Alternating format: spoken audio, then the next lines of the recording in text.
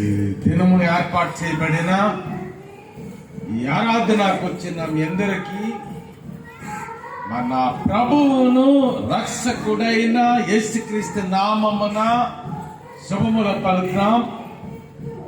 Once again, we invite you all, we greet you all in the matchless name of our Lord and Savior Jesus Christ. దేవుడు మనకు అవకాశం ఇచ్చాడు. What ever the situations may be the world, the God has given one more opportunity to come over here. Sing unto the God, glorify the name of the Lord Jesus Christ, especially when we spend a valuable time in the presence of God. ప్రపంచంలో పరిస్థితులు ఎలాగున్నా దేవుడు మరొక అవకాశం ఇచ్చాడు. ఆయన మందిరానికి రావడానికి, మన అమూల్యమైన సమయాన్ని దేవుని సన్నిధిలో వెచ్చించడానికి, అన్నిటికంటే ప్రాముఖ్యముగా దేవుడి యొక్క అమూల్యమైన మాటలు వినడానికి. It's a great opportunity of God. The God has given such a great opportunity to listen to God's word. దేవుడు గొప్ప అవకాశం ఇచ్చాడు ఆయన సన్నిధికి రావడానికి, ఆయన నామాన్ని మహిమపరచటానికి, ఆయన నామాన్ని ఘనపరచటానికి, అన్నిటికంటే ప్రాముఖ్యముగా దేవుని యొక్క మాటలు వినడానికి ఆయన మరొక అవకాశం ఇచ్చాడు. ఎందుకంటే దేవుని సన్నిధి చాలా గొప్పది. The presence of God is eternal. The presence of God is eternal. దేవుని సన్నిధి గొప్పది, ఆయన ఆశీర్వాదము గొప్పది, ఆయన ఇచ్చే బలము గొప్పది, ఆయన ఇచ్చే శక్తి గొప్పది, ఆయన ఇచ్చే అభిషేకము గొప్పది. Such a great God we have. Jesus is not an ordinary God, the creator of the universe. He was to conquer the devil, he was to conquer the death, he was risen from the death.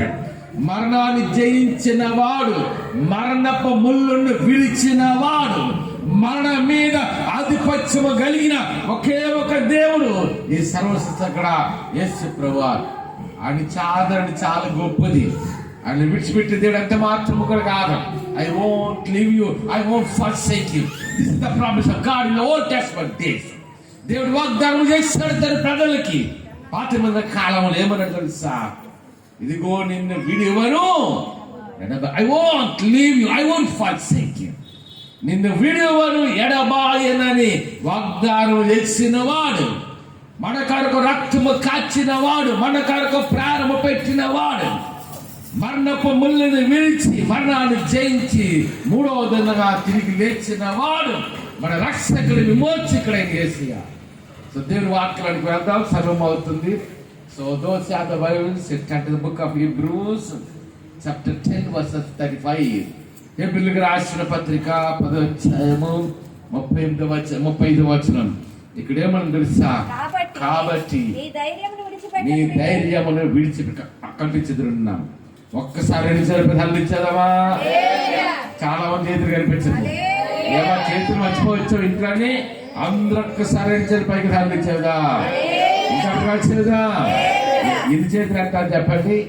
ఎన్ని చేతులు ఇచ్చాడు దేవుడు? అందరూ ఒక్కసారి ఎన్నిసార్లు పైకి హల్లించదా? హల్లెలూయా, హల్లెలూయా, హల్లెలూయా. అందుకని పౌలు భక్తుడు రాసిన 14 పత్రికల్లో కూడా ఎక్కువ ఆధ్యాత్మికమైన మర్మాలు ఈ హెబ్రీయులకు రాసిన పత్రిక మనకు కనిపిస్తాయి. అంటే హెబ్రీయులకు రాసిన పత్రిక అంటే ఎవరి కొరకు రాయబడ్డదంటే, యూదులలో నుండి యేసయ్యను నమ్ముకొని ఇశ్రాయేలు జనాంగంలో నుండి ఆ దినాలు కొన్ని వేల మంది ప్రజలు యేసయ్య నిజమైన దేవుని వారు తెలుసుకున్నారు. సో యూదులలో నుండి ప్రభు యొక్క రక్షణను పొంది ఆయన యొక్క విమోచన పొందిన తన ప్రజలైన ఇశ్రాయేలు జనాంగానికి ఈ విధంగా రాస్తున్నాడు హెబ్రీయులకు రాసిన పత్రికలో. కాబట్టి మీ ధైర్యమును, ఒక వాడు గుర్తుంచుకోండి, అది యూదులకు మాత్రమే కాదు, లేకపోతే ఇశ్రాయేలు జనాంగం మాత్రమే కాదు, ప్రభువు యొక్క అమూల్యమైన రక్తము చేత విమోచించబడి ప్రభు మార్గములో నడిచే ప్రతి క్రైస్తవుడికి వర్తిస్తుంది మాట. ఇక్కడ ఏం మాట్లాడదు సార్? కాబట్టి మీ ధైర్యమును ఎటు విడిచిపెట్టకూడదంట? మన ధైర్యమును విడిచిపెట్టకూడదు. ఎన్ని భయంకరమైన పరిస్థితులు వచ్చినా, ఎంత భయంకరమైన పరిస్థితులు గుండా మనం ప్రయాణం చేయబడినా, అగ్ని వంటి మహాశ్రమల గుండా మనము నడిచినా, మహాసముద్రాలు నడిచిన, నదుల గుండా మనం నడిచిన, అగ్నిలో పడవేయబడినా సరే దేవుడు యేసయ్య మనకిచ్చిన ధైర్యాన్ని ఎప్పుడు మనము ఏటవకూడదు. దేవుడు మనకిచ్చిన ధైర్యాన్ని ఎప్పుడు కూడా మనము విడిచి పెట్టకూడదు. అందుకని కీర్తనాకారుడు అంటున్నాడు కదా, దేవుని అభిషేకంతో పౌలు రాస్తున్నాడు, మీ ధైర్యమును. పోయిన వారు మన రాష్ట్రంలో ఒక సంఘటన జరిగింది. ఆ సంఘటన క్రైస్తవ సమాజానికి ఒక విధంగా చెప్పాలంటే it's awareness to the people of the people, God's people. దేవుని ప్రజలకి ఒక హెచ్చరికగా జరిగిన మాట. ఎందుకంటే దినాన ప్రపంచంలో అనేకమైన దేశాల్లో క్రైస్తవుల మీద ఏంటవుతుందంటే దాడులు జరుగుతాయి. అంతేనా? ఒక దైవజనుడు, దేవుని అభిషేకము కలిగిన వాడు కొన్ని విషయాలు ఖండించి అని చెప్తే ఏం చేయాలి తెలుసా? ఆయన హైదరాబాద్ పట్టణంలో చెందిన వాడు. ఏం పేరు చెప్పండి ఒకసారి? ఆయన పేరు అమ్మా ప్రవీణ్ గారు. ఎంత భయంకరమైన పరిస్థితి చూడండి సార్. ఆయన రాజమండ్రి ఏదో డిబేట్ లో పార్టిసిపేట్ చేయడానికే ఆయన బుల్లెట్ మీద వెళ్తున్నాడంట. 11:42 రాత్రి వరకు ఆయన ఇప్పుడు రోజులు కనిపించారు టోల్ గేట్ల. ఆ తర్వాత చూడండి సార్, మణిపూర్ రాష్ట్రంలో కొన్ని వేల మంది క్రైస్తవ సమాజాన్ని వాళ్ళు చంపేశారు. ఒక మాట గొప్ప మనసు సంతోషం సంఘటన అంటే చాలా మంది సేవకులు రెస్పాండ్ అయ్యారు దానికి. అంతేనా? ఒక దైవజనుని యొక్క మరణము. అందుకే యేసు ప్రభువారు కల్వరిశిలో యాగం అవుతున్నప్పుడు అక్కడ సాక్షి నుండి పిలాతు మాట అంటాడు. ఏమంటాడు తెలుసా? ఇదిగో ఈ నీతిమంతుని యొక్క రక్తము నా మీద, నా బెడల మీద ఉండకుండును గాక. ఎవరు రక్తం అంట? The blood of the saints, the blood of the God's people, the anointed people, the dedicated people. ప్రభువుని నమ్ముకొని ఆయన మార్గములో నడిచి మారు మనస్సు పొంది దేవుని కొరకు ఒక నమ్మకమైన విశ్వాస క్రైస్తవ జీవితం జీవించి ఒక నీతిమంతుని మరణం అంట. అప్పుడు యూదులు ఏమన్నా తెలుసా? పిలాతు ఎదుట, ఇదిగో ఆ నీతిమంతుని యొక్క రక్తము మా మీద, మా బిడల మీద ఉండునుగాక అన్నారు.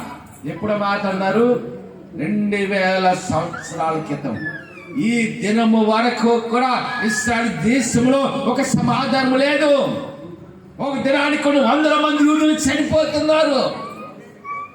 దానికి కారణం ఏంటి తెలుసా? మా పెద్ద వయసులో చేయించారు. రైట్. దానికి కారణం ఏంటి తెలుసా?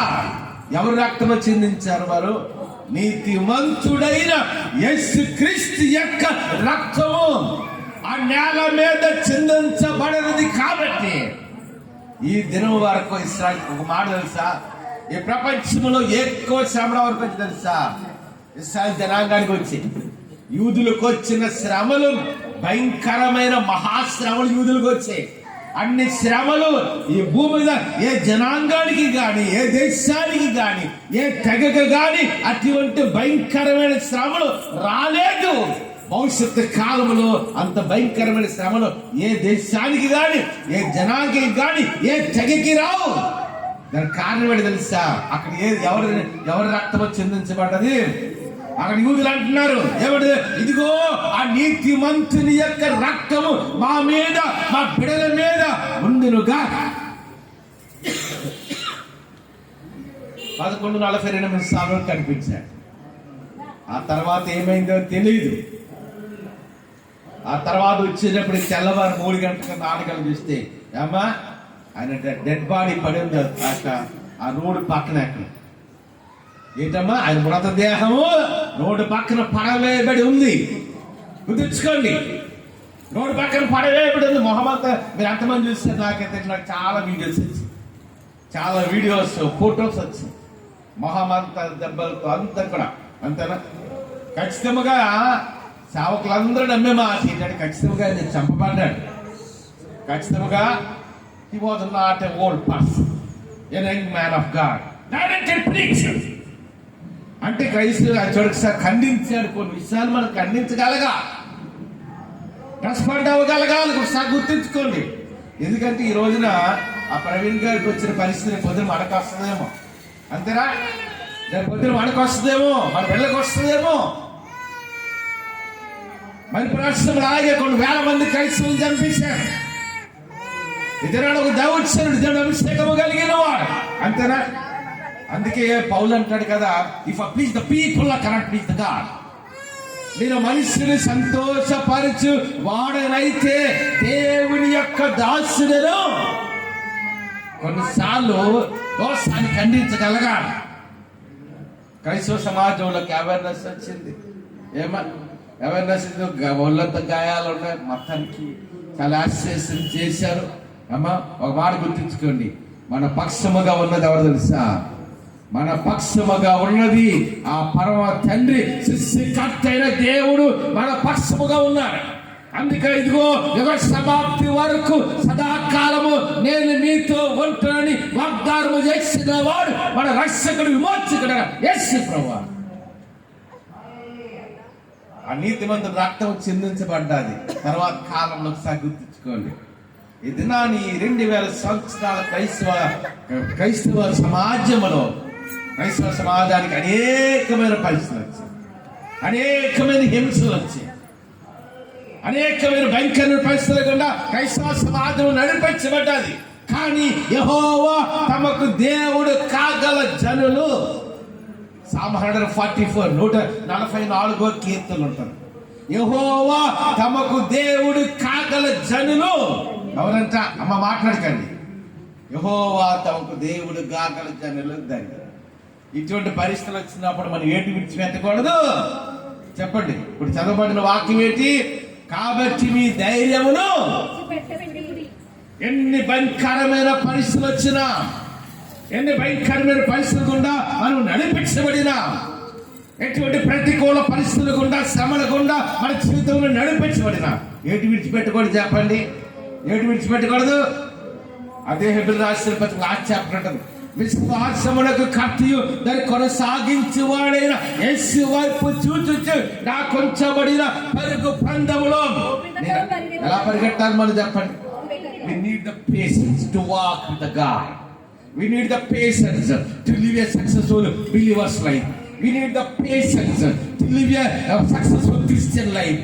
ఒక సమర్థవంతమైన విశ్వాస క్రైస్తవ జీవితం మన జీవితంలో జీవించాలంటే ఎన్ని భయంకర పరిస్థితులు వచ్చింది ఏంటి విడిచిపెట్టకూడదు చెప్పండి? ఏది విడిచిపెట్టినా మనం అక్కడ విడిచిపెట్టకూడదు తెలుసా? మన ధైర్యానికి మాత్రము. అందుకే సామెతల్లో ప్రవేశిస్తుంటది, శ్రమ దినమున నీవు కృంగిని ఎడల నీవు చేత కాని వాడవు, చేత కాని దానం అవుతావు. ఎప్పుడంట? ఎప్పుడు కృంగిదల వస్తుంది మనకి? శ్రమ దినమున నీవు గాని ఒకవేళ కృంగినట్లయితే మనం ఎలాగైపోతాం తెలుసా? చేతకారం అయిపోతాం.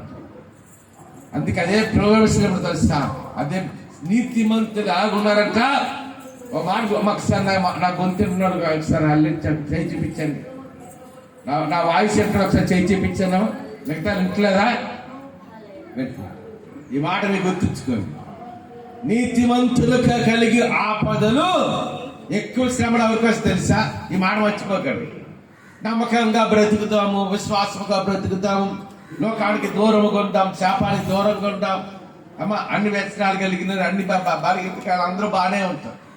నేను దేవుడు కూడా బ్రతకాలి. I have to live for God. I have to live a Christian successful believer's life. మన దేవుడి కూడా బ్రతకాలనుకుంటున్న వారికి ఏటొస్తుంటాయి? శ్రమలు వస్తాయి. ఎంత భయంకరమైన పరిస్థితుల గుండా మనము నడిపించబడిన, సింహాలే మనకి ఎదురైన సింహపు బోడిలో మనము పడవేయబడిన, అగ్నిలో మనము పడవేయబడినా సరే మనం విడిచిపెట్టకూడదు తెలుసా? దేవుడు మనకిచ్చిన ధైర్యాన్ని మనం ఎప్పుడు, ఆయన ఇచ్చిన రక్షణ మనం పట్టుకో. దేవుడు మనకిచ్చిన ధైర్యాన్ని మనం ఎప్పుడు విడిచిపెట్టకూడదు. అంతేనే కాదా? ఒక సేవకుడు కాదు, 100 మంది సేవకులు చంపేసినా ఒక మాట తెలుసా? ఒక మాట గుర్తుంచుకోండి. ఒక సేవకుడు ఎలా డెడికేట్ చేసుకుంటాడు తెలుసా? దేనికన్నా సిద్ధపడే సేవకు డెడికేట్ చేసుకుంటాడు. దేవుడు పిలిచినప్పుడు మామూలుగా ఎలా పడతారో సేవ చేద్దాం అనుకోండి, ఎందుకు కూడా చిన్న వ్యక్తి. దేవుడు పిలిచినప్పుడు ఎలాగంటే దేనికైనా మరణమైనా పర్లేదు. అందుకే పౌలు ఏమన్నా తెలుసా? బ్రతుకుడు క్రీస్తే, చావైతే బ్రతికి నేర్చేదారు బ్రతుకుతాం, చనిపోయి నేర్చేదారు చనిపోతాం. ఆ నిర్ణయం తీసుకున్నావు దేవుని పరిచయం ప్రారంభిస్తాం. అందుకే పౌలు ఏమంటున్నాడు, బ్రతుకుడా బ్రతుకుని క్రైస్తే చావైతే అంటే దినాడు క్రైస్తవుడు ఎలాగ ఉండాలంటే నేను బతికి చేస్తే బ్రతుకుతా, చనిపోతే ఎవరికైనా చనిపోతాను అమ్మా, ఎవరికైనా చనిపోతాను, నేను బతికి చేస్తే బ్రతుకుతాను. అందుకే పౌలు ఏమన్నాడు, బ్రతుకుట క్రీస్తే చావైతే. అంటే ఒక సేవకులే కాదు, ప్రతి క్రైస్తవుడు అనుకుంటా ఏసేగా బతికితే ఏసేగా చనిపోతే ఏసేగా చనిపోతాను. ఇక్కడ కళ్ళు మరిస్తే అక్కడ కళ్ళు తెరుస్తారు. నచ్చిపోవడం అంటే ఏముండదు. If we close our eyes in the world, we'll open our eyes in the paradise, in the heaven of God. ఇక్కడ కళ్ళు మూస్తే ఎక్కడ ధరిస్తాము? దేవుని దగ్గర ధరిస్తాం. క్రైస్తవుడు అంటే క్రైస్తవ సమాజం, క్రైస్తవ జీవితం అంటే ఏదో పోలబాట కాదు. క్రైస్తవ జీవితం అంటే ఎలాగుంటుంది? శ్రమల గుండా నడిపించబడాలి, ఇరుకులు నడిపించబడాలి, ఆర్థిక సంబంధమైన సమస్యలు గుండా నడిపించబడాలి, ఎన్నో అవమానాల గుండా నడిపించబడాలి, అనేకమైన భయంకరమైన పరిస్థితులు కూడా మనం నడిపించబడాలి. ఎన్ని భయంకరమైన పరిస్థితులు వచ్చిన దేవుడు మనకిచ్చిన ఏటి విడిచిపెట్టుకోండి చెప్పండి.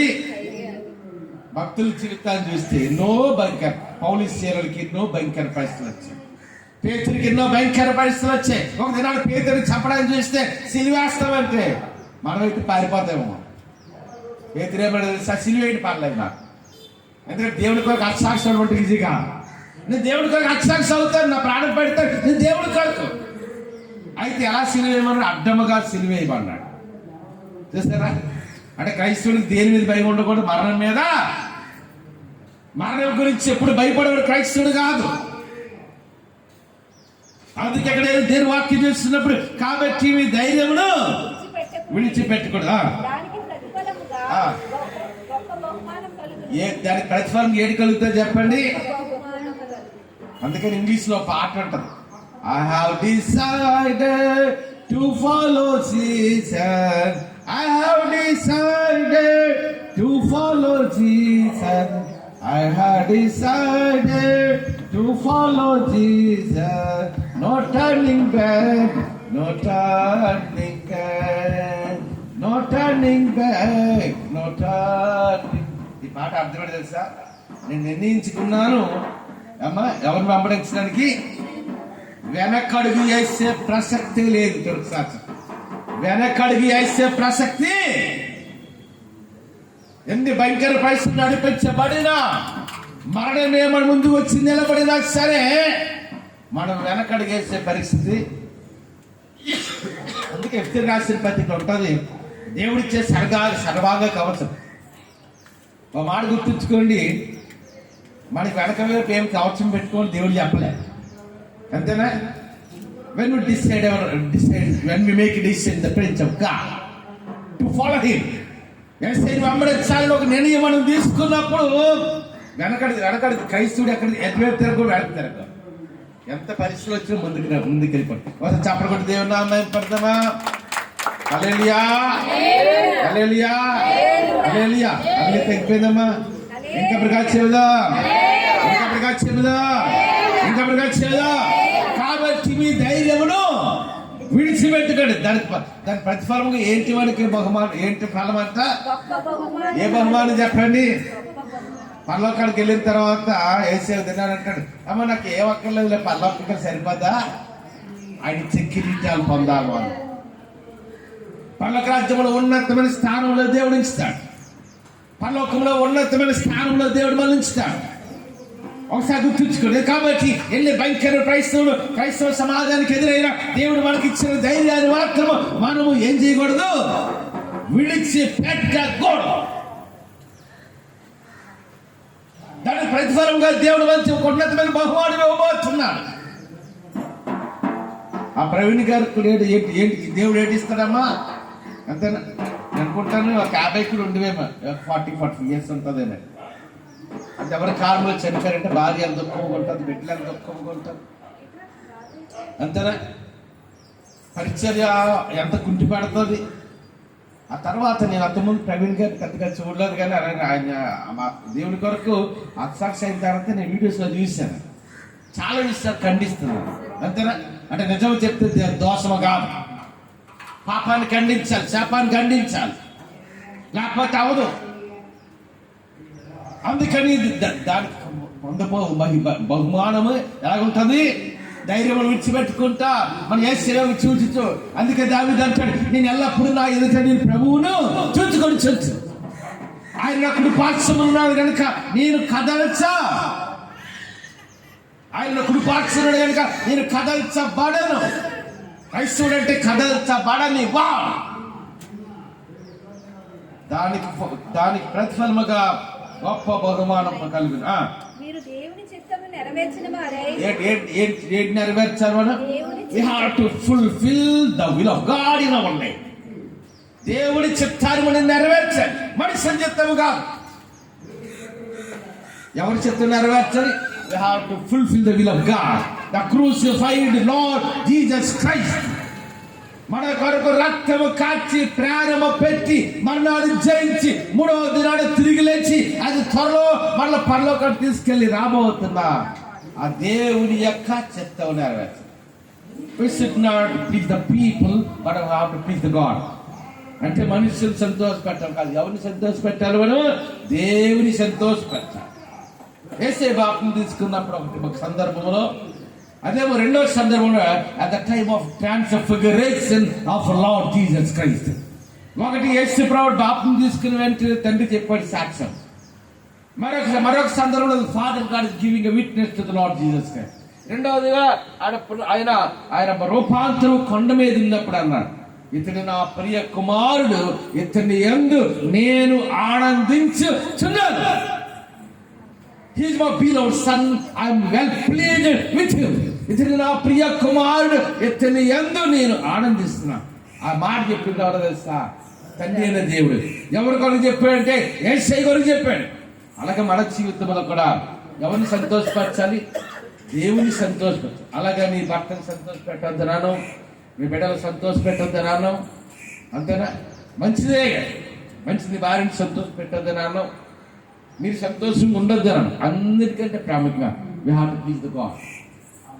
మనం ఎవరి మీద సంతోషపడతామంటే దేవుని సంతోషపరచాలి. ఆయన చిత్తాన్ని మన జీవితంలో నెరవేర్చాలి. లోకంలో అంతకాలం ఉంటాం, 70 సంవత్సరాలు 80 సంవత్సరాలు, ఇంకా దేవుడు ఆయుషిస్తే 100 సంవత్సరాలు అంటాయి. కానీ మన ఎటర్నిటీ, మన శాశ్వతమైన నివాసం, నిత్యము అని ఉండవలసింది ఎక్కడంటే ఆ పరలోక రాజ్యములో. ఆ పరలోక రాజ్యములో దేవదూతల గణముల చేత సైన్యుడి యెహోవా పరిశుద్ధుడు పరిశుద్ధుడు మానక స్తుతింపబడుతున్న మన రక్షకుడు మోక్షకుడైన యేసయ్యతో పాటు మనం నిత్యము ఉండాలి సాక్షి. అందుకంటున్నాడు కదా. తర్వాత మాట చూస్తే మీరు దేవుని చిత్తం. ఎవరి చిత్తం నెరవేర్చాలమ్మా? దేవుని చిత్తాన్ని నెరవేర్చాలి మన జీవితం. ఏడు దేవుని చిత్తం? ఒక మాట తెలుసా? అనుదినం ప్రార్థన చేసుకోవడం దేవుని చిత్తం. ప్రతి ఆదివారం వాతావరణం చాలా భయంకరంగా ఉంటుంది. వాతావరణం చాలా భయంకరంగా ఉంటుంది. ఇంక రాబోయే దినాలు కూడా ఇంకా భయంకరమైన ఎండలు వస్తాయి. భయంకరమైన వాతావరణ పరిస్థితులు ఆల్రెడీ స్టార్ట్ అయ్యి స్టార్ట్ చేయండి. అయితే ఏమో దేవుని వాక్యం అని చూసినప్పుడు అయినప్పటికీ కాబట్టి దేవుని చిత్తమును నెరవేర్చిన వారే. తర్వాత మాట్లాడుతున్నాను. దేవుని చిత్తం నెరవేర్చిన వారే వాగ్దానం పొందు నిమిత్తము మీకు ఓర్మిక అవసరమై ఉన్నది. ఏంటి వాగ్దానం పొందాలంటే ఏంటమ్మా? ఒక మాట తెలుసా? ఒక ఇంజనీరింగ్ చేయాలంటే ఈజీగా అయిపోదు కదా. అంతే నేను అనుకుంటాను. మామూలుగా 12th ఇంటర్మీడియట్ పాస్ అయిన తర్వాత మేము 16 సంవత్సరాలు చదవాలి. ఒక డాక్టర్ చదువు MBBS చదవాలంటే ఓన్లీ MBBS చదివే డాక్టర్ చదివే 6.5 సంవత్సరాలు. ఆ రైతు MS చేయాలంటే దానికి వల్ల 3 సంవత్సరాలు, అంటే 30 సంవత్సరాలు చదివితే అయిపోదు. అంతేనా? అంత కష్టపడిపోతే అవదు. అలాగే మన ఆత్మీయ జీవితంలో దేవుని బహుమానం మనం పొందాలన్నా, దేవునికి ఆశీర్వాదం మన జీవితంలో పొందాలన్నా, దేవుడు మన జీవితంలో తన అద్భుతమైన కార్యాలు జరగాలన్నా సరే మనం ఏంటి కలిగి ఉండాలంట?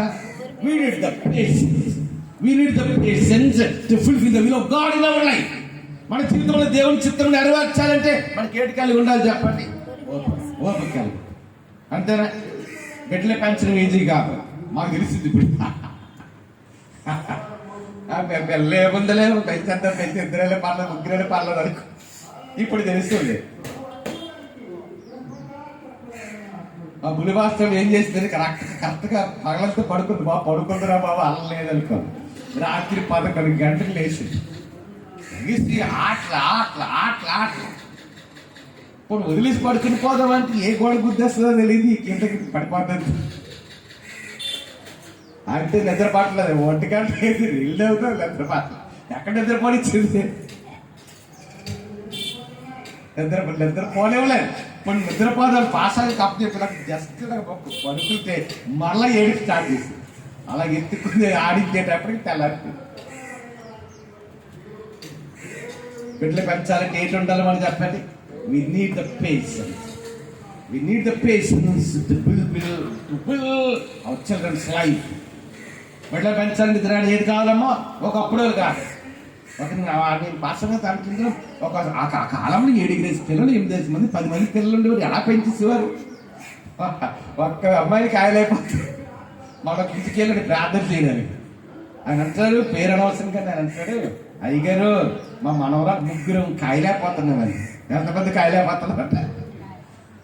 వాళ్ళ అమ్మ కాయలేకపోతుంది, నారాయణ డ్యూటీకి వెళ్ళిపోతుంది. ఆ తాత అమ్మమ్మ కూడా కాయలేకపోతారు, నాన్నమ్మ కాయలేకపోతారు, 3 కాయలేకపోతారు. వాళ్ళు ఒక 11 నెలలు 12 బిడ్డలు. అంతేనా? బిడ్డల జీవితం కట్టాలంటే ఏంటి కావాలి మనకి?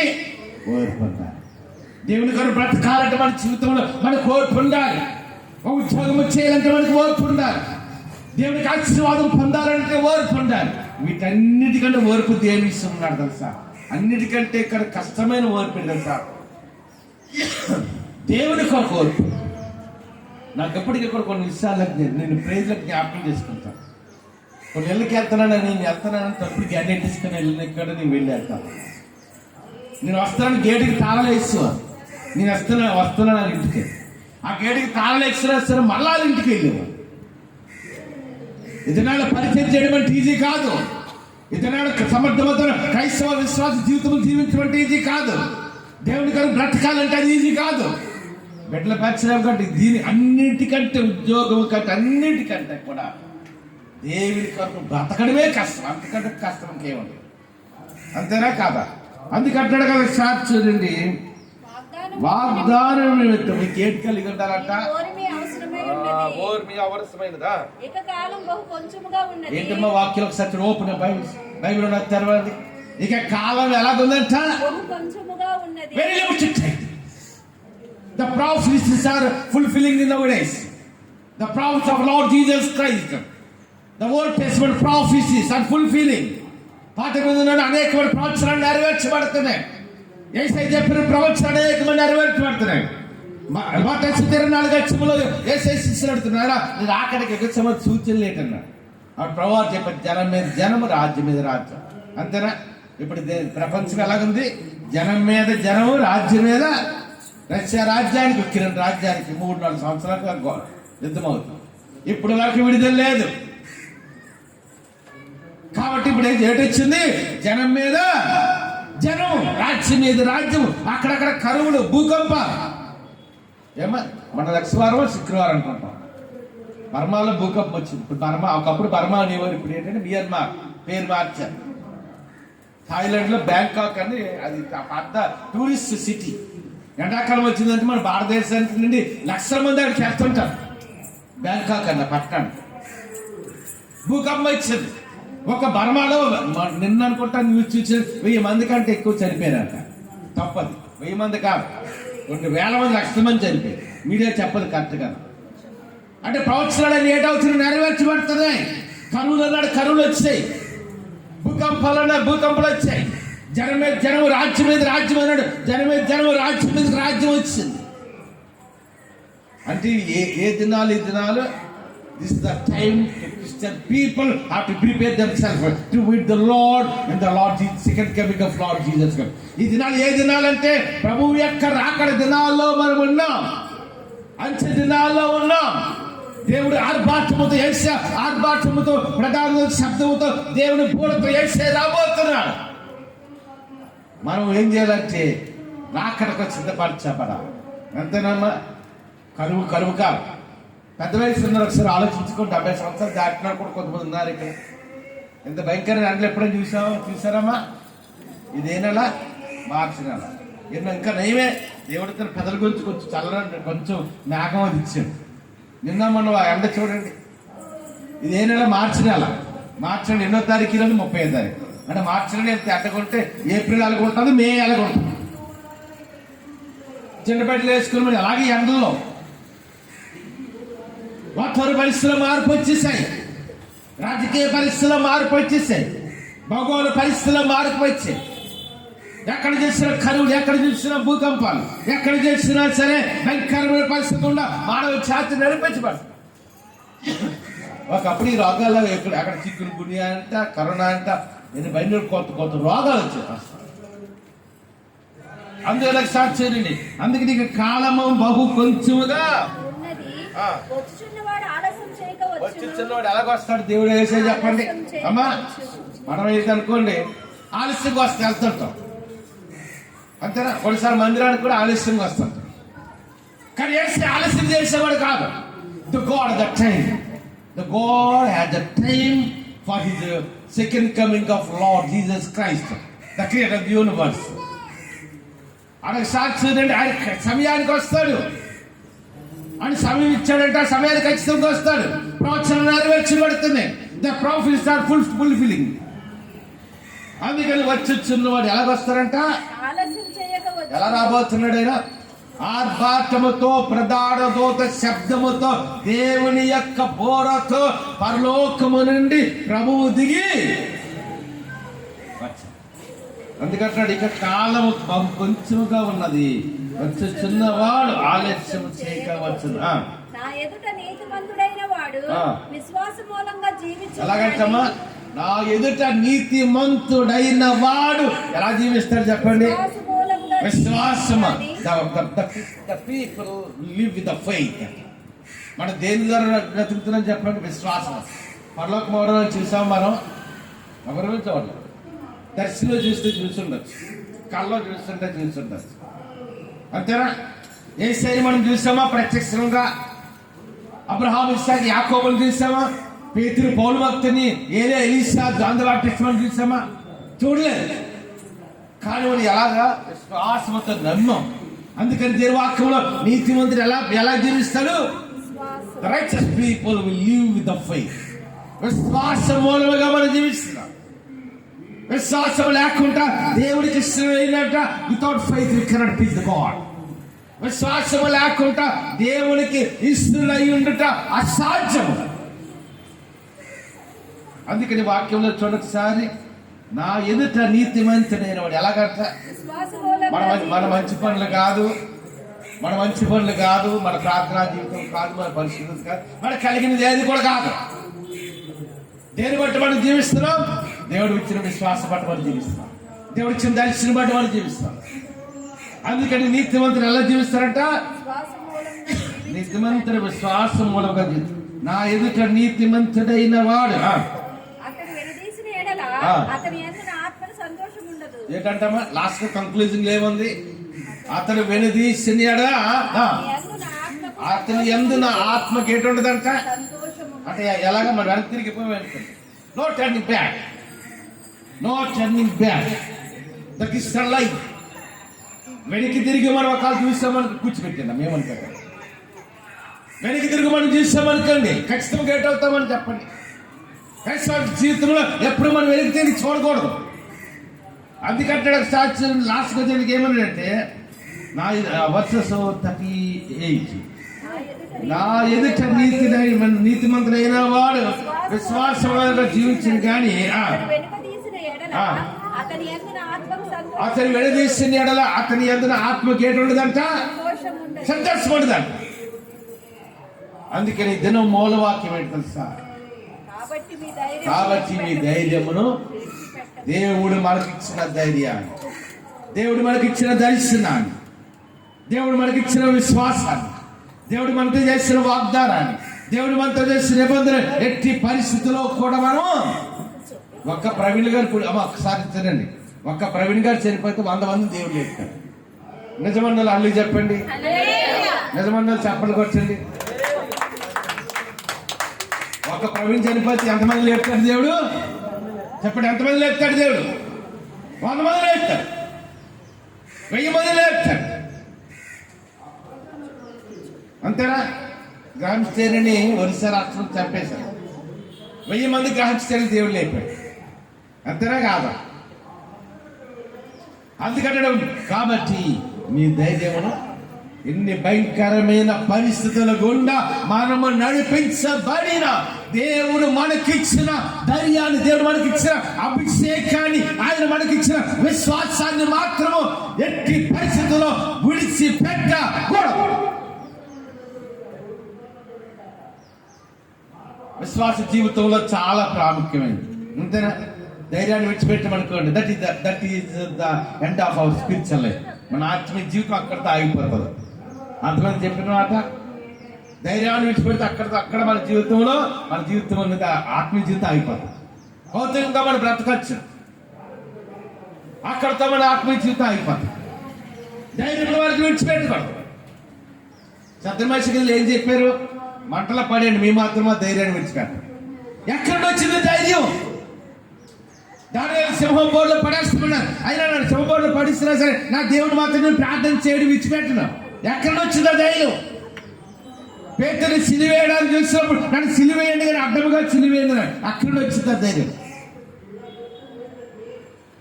దేవుడు మనకిచ్చిన ధైర్యం, దేవుడు మనకిచ్చిన విశ్వాసం, దేవుడు మనకిచ్చిన అభిషేకం, దేవుడికి మనకిచ్చిన ఆ నమ్మకత్వం ఒకసారి గుర్తుంచుకోండి. కాబట్టి దేవుడు మనకిచ్చిన ధైర్యాన్ని మాత్రము మన జీవితంలో ఎప్పుడూ కూడా విడిచిపెట్టకూడదు. గుర్తుంచుకోండి. ఒక ప్రవీణ్ చనిపోతే ఎన్ని గొంతులు వేసి తెలుసా? కొన్ని వేల గొంతులు వేసాయి. ఇంచుమించు చాలా మంది గొప్ప అందరు సేవకులు కూడా రెస్పాండ్ అవుతారు. ఎందుకంటే ఈరోజు ప్రవహించదు, రేపు నువ్వు అవ్వచ్చు, నేను అవ్వచ్చు, ఎవరైనా అవ్వచ్చు. అంతేనా? ఈ దినాల్లో క్రైస్తవ సమాజంలో ఒక ఐక్యత అనేది రావాలి. You must have the unity. క్రైస్తవ సమాజంలో ఖచ్చితంగా ఒక ఐక్యత కావాలి. ఒక క్రైస్తవుడికి శ్రమస్తే 100 క్రైస్తవుడు గొంతులేగా. అందుకంటాడు ఇది మూలవాక్యం ఏంటి తెలుసా? కాబట్టి నీ ధైర్యమును విడిచిపెట్ట. దేవుడు మనకి ఇచ్చిన ధైర్యాన్ని మనం విడిచిపెట్టకూడదు. దేవుడు మనకి ఇచ్చిన దర్శనాన్ని విడిచిపెట్టండి. దేవుడు మనకి ఇచ్చిన అభిషేకాన్ని విడిచిపెట్టండి. ఎన్ని భయంకరమైన పరిస్థితులు మనం నడిపించబడ్డాం. ఒక మాట తెలుసా? ఇది నాడు మధ్యలో నిలబడి వాక్యాలు చెప్తున్నానంటే దానికి కారణం ఏంటంటే మా కష్టాలు వచ్చినప్పుడు ధైర్యాన్ని విడిచిపెట్టలేదు కాబట్టి. సంఘంలో సమస్యలు వచ్చినప్పుడు కామంటది, అమ్మ మీరు చాలా ధైర్యంగా ఉన్నారన్నా. నా ధైర్యం కాదన్నా కేసీఆర్ ధైర్యం ఇచ్చింది. అంతేనా? ఎన్ని భయంకరమైన పరిస్థితులు వచ్చినా సరే మా ధైర్యాన్ని మేము విడిచిపెట్టలేదు. ఆ ధైర్యాన్ని విడిచిపెడితే నీ విదేశాలు కలిసి సేవ చేయలేదు. ఈ దినానికి కొన్ని లక్షల మందికి వెళ్ళి వాక్యం చెప్పలేదు. దేవుడు మాకు ఇచ్చిన ధైర్యాన్ని ఎప్పుడు ఎన్ని భయంకరమైన పరిస్థితులు వచ్చినా సరే దేవుడు ఆ ధైర్యం బట్టి దినాన్ని మేము ఇలాగున్నాం, మనం ఇలాగున్నాం. అందుకంటాడు కాబట్టి మీ ధైర్యమును ఏం చేయకూడదంట? విడిచిపెట్ట. పొద్దున 100 మంది ప్రవీణులు జరిపోవచ్చు, కానీ దేవుడు మనకి ధైర్యాన్ని విడిచిపెట్టకూడదు. మనం చాలాసార్లు తీసుకొని పడివచ్చు, అయినా మన ధైర్యాన్ని విడిచిపెట్టకూడదు. ఇంకా భయంకర పరిస్థితులు రాబోతున్నాయి ప్రపంచంలో. ఇంకా క్రైస్తవ సమాజానికి అనేకమైన శ్రమలు వస్తాయి, అనేకమైన దేశాలు శ్రమలు వస్తాయి, అనేకమైన దేశాలు భయంకరమైన పరిస్థితులు వస్తాయి. అయినా దేవుడు మనకి ఇచ్చిన ధైర్యాన్ని మనం ఏం చేయకూడదు? దేవుడు మనకి ఇచ్చిన ధైర్యాన్ని ఎట్టి పరిస్థితిలో కూడా మనము విడిచిపెట్టకూడదు. అందుకే అదే పౌలు, అదే హెబ్రీ రాసిన పత్రిక, విశ్వాసమునకు కర్తయు దాన్ని కొనసాగించి వాడైన యేసు వైపు చూచొచ్చు నా కొంచెబడిన పరుగు ఫలితములో నేను ఓపికతో పరిగెడతాను. మన జీవితంలో ఓపిక, పేషెన్స్ కావాలి. కాబట్టి వాడు ధైర్యం విడిచిపెట్టుకుంటారు. దేవుని కొరకు బతికినప్పుడు, దేవుని కొరకు జీవించినప్పుడు, దేవుని మార్గంలో నడిచినప్పుడు, ఆయన చిత్తం మన జీవితం నెరవేర్చబడినప్పుడు, ఆయన కొరకు నమ్మకమైన విశ్వాస క్రైస్తవ జీవితం మనం జీవించినప్పుడు, మన ధైర్యం కలిగి ముందుకెళ్ళినప్పుడు ఒక మాట తెలుసామా? మబ్బులన్నీ ఒక దినాన్ని విడిపోతాయి. అంతేనా? మబ్బులన్నీ సూర్యుని కాంతి ఎంతకాలం దూరం చేయగలిగిన మబ్బులు మనకి పర్లేదు. కానీ అమెరికా రాష్ట్రంలో, అమెరికా దేశంలో, యూరోపియన్ కంట్రీస్ లో ఒకసారి 15 రోజులు 20 రోజులు సూర్యుడి కాంతి రాదు.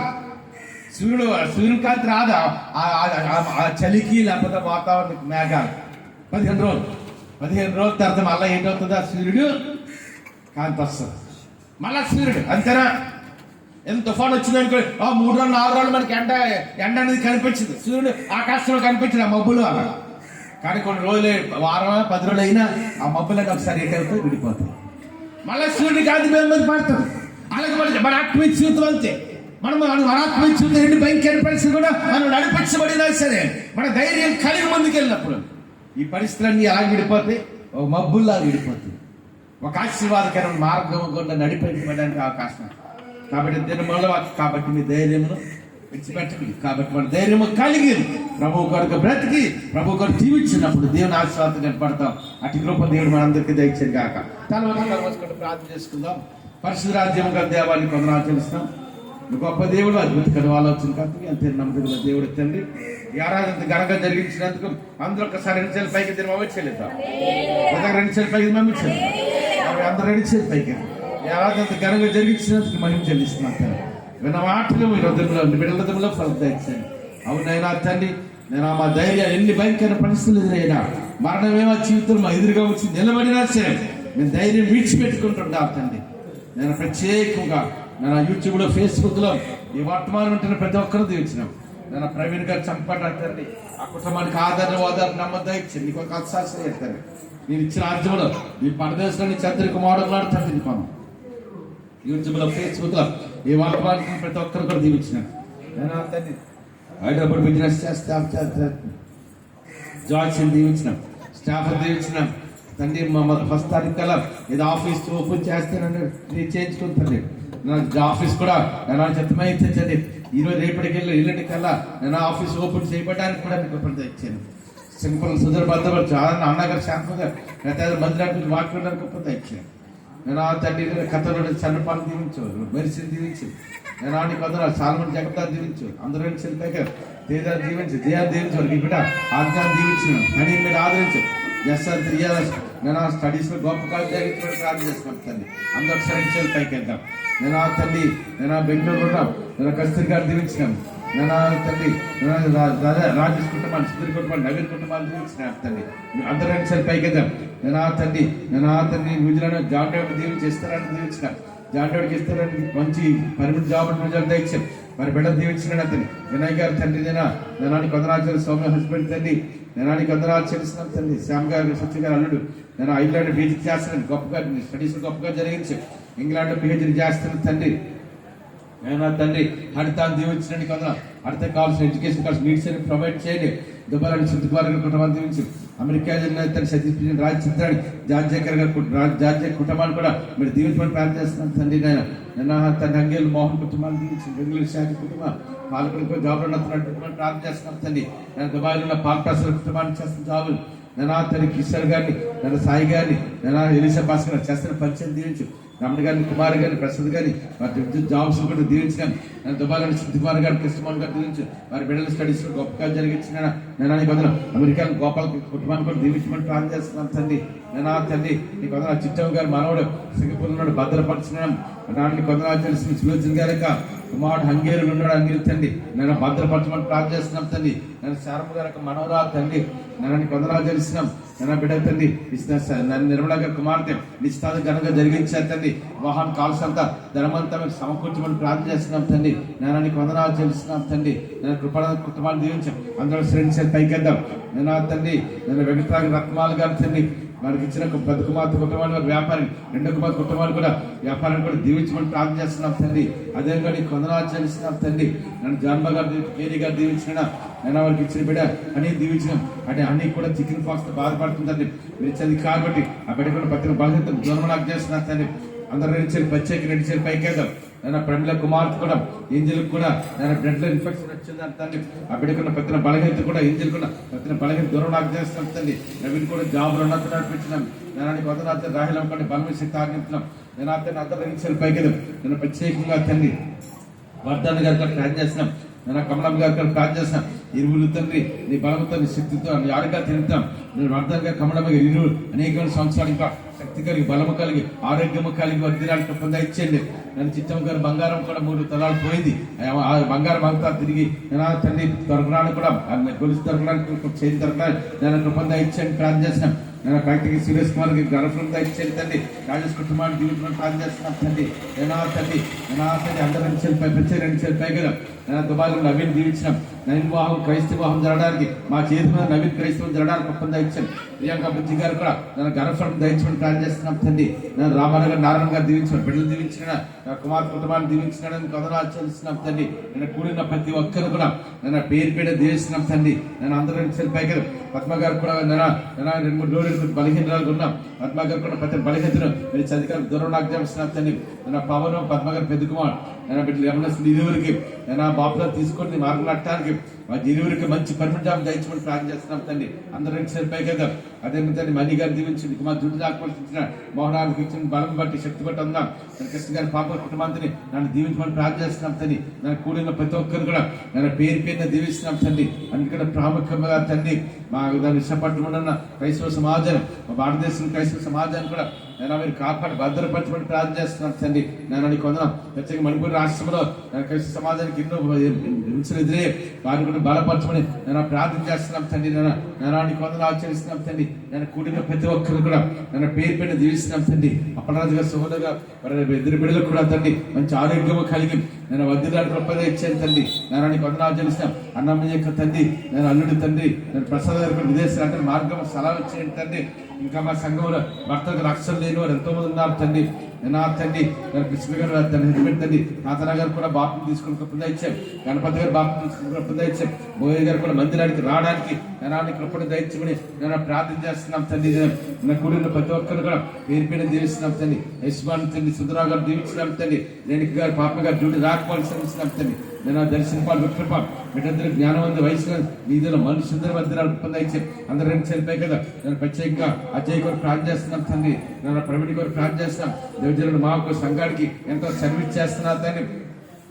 వారి సర్వీస్ని కూడా నేను దీవించమని ప్రార్థన చేస్తున్నాం తండ్రి. నేను కొందరు చెల్లిస్తున్నాం తండ్రి. నేను కూడిన ప్రతి ఒక్కరిని నేను రూపం గారు మనవడు తన జ్యోతిషమ్మలు 7.5 లక్షల రూపాయలు కట్టాడు తండ్రి. ఆ అమౌంట్ కూడా ₹1 కాకుండా తిరిగి రావడానికి ఇప్పుడు ఇచ్చింది. అందరూ ఒక్కసారి 2 నిమిషాలు కదా ప్రతి 2 నిమిషాలు కదా నేను మీ ఎక్కడ ఆరాధన చేస్తున్నాను నీకు తెలిసినాను తండ్రి. నేను త్వరలో మందిలోకి ఆరాధన చేయడానికి కూడా నాన్న గొప్ప దయచమని ప్రార్థన చేస్తున్నాను తండ్రి. కూడిన ప్రతి ఒక్కరు కూడా నేను పేరు దీవించి ఆశించిన 100 నిమిషాల పైగా నేను మా లాయర్లు తండ్రి, ప్రభాకర్ కుటుంబాలు, బుద్ధి లాయర్ కుటుంబాలు, కుమార్ లాయర్ కుటుంబాలు, నేను సింధి లాయర్ కుటుంబాలు, రమేష్ లాయర్ కుటుంబాలు, నన్ను కొత్త జడ్జి గారు వచ్చారు, జడ్జి గారిని తండ్రి, బెంచ్ క్లర్కులు తండ్రి, నేను బంట్రోజు గారి తండ్రి, చిన్న గారి తండ్రి, వారందరూ న్యాయపక్షంగా నిలబడ్డానికి కూడా నేను కృపణ దయచేసిన తండ్రి. దయచేసి ప్రార్థన చేస్తున్నాం తండ్రి. ఎండలు ముదురుతున్నా తండ్రి. నేను ఎండలు మా పట్టణంలో మా రాష్ట్ర దేశంలో మంచి చల్లని వాతావరణం కలుగాక ఆజ్ఞాపిస్తున్నాం తండ్రి. నేను కొందరు ఆచరిస్తున్నాం తండ్రి. అదేవిధంగా తండ్రి నేను తండ్రి నేను శుక్రవారం భూకంపం వచ్చింది తండ్రి. నేను కొందరు ఆచరిస్తున్నాం తండ్రి. నేను తండ్రి నేను మేరమాడలో అదేవిధంగా నేను తండ్రి థైరాయిడ్ బ్యాంకాక్ లో తండ్రి అందరూ నిరాశనై అందరూ మీరు ఆదరించమని తండ్రి ప్రార్థన చేస్తున్నాం. సారాన్ని కూడా మందిరానికి రావడానికి నేను కృపణ దయచమని ప్రార్థన చేస్తాం. ఇస్రా గారు కూడా భుజములో పట్టిన తండ్రి. ఆ భుజములో ప్రతి నొప్పిని ప్రతి బలహీన దురణ ఆజ్ఞాపిస్తాం తండ్రి. జోసన కూడా రాజ్యంలో దేవదూత తండ్రి. సత్యనారాయణ గారికి కూడా జాబు తండ్రి. నేను కొంత ఆచరిస్తున్నాం తండ్రి. నేను తండ్రి జైలుగా పనులు రావడానికి ఇచ్చాను. రాజుగారి కుటుంబాన్ని మార్టిన్ కుటుంబాన్ని నన్ను దీవించమని ప్రార్థన చేస్తున్నాం తండ్రి. నేను కూడిన ప్రతి ఒక్కరు కూడా పేరు దీవిస్తున్నాం తండ్రి. ప్రత్యేకంగా విన్న మాటలు నీ బిడ్డలతో ఫలింపు దయచేయమని నేను ప్రతి ప్రజలందరికీ నేను తండ్రి నేను అనేక దేశాల్లో భయంకర యుద్ధాలు జరుగుతున్నాయి. యుద్ధాలను తండ్రి నేను తండ్రికి నేను కూతురు కాక నాకు ప్రతి అందరూ సరిపోయి ప్రత్యేకంగా విశాఖ దేశంలో తండ్రి ఈ శాంతి నమ్మని సమాధానం దయచేయమని ప్రార్థన చేస్తాం. దీనిలో ఉన్న తండ్రి నల్లరాజు బాబు గ్లోరిని బిడ్డలు జనిత జైలు జీవించాం. నినాటంలో నల్లరాజు బాబు కూడా నినా తండ్రి రాజువ ట్రాన్స్ఫర్ తిమ్మతకు బిమ్మలంగా ఈ బలమైన శక్తి తాళాలను అనిపించి కూడిన ప్రతి ఒక్కరిని కూడా నేను పేరు దీవించినాం. నా కేశం తమ్ముడు కుటుంబాలు కూడా నీ రక్షణ దయచమని, నా చెల్లి కుటుంబాలు కూడా నీ రక్షణ దయచమని ప్రార్థన చేస్తాం. ఏడ్చి నా పేట వేడుకొచ్చినాం తండ్రి. ఆమె నీ రక్తమే ఇచ్చాను, రక్తమే ఇచ్చి వేసుకుని సంపూర్ణ కలుగాక. ఆమె పరమ తండ్రి దేవుని ప్రేమయం అని కుమారుడు వేసుకుని ఆదరకర్తన పరిశుద్ధాత్మ దేవుని కన్ను సహవాసం ఏడుకూడి మనుకులు ఇతర సంఘటనలందరికీ యూట్యూబ్ లో, ఫేస్బుక్ లో ఈ వర్తమానం వింటున్నారు. అదేవిధంగా బెంగళూరులో ట్రైనింగ్ అవుతున్న సౌజన్యాకి సకల పరిశుద్ధికి ఇస్తే జనగానికి ఇప్పుడు ఎలా ప్రభు రాకడ పరిత్తులు సదాకాలం నడిపించింది కాక.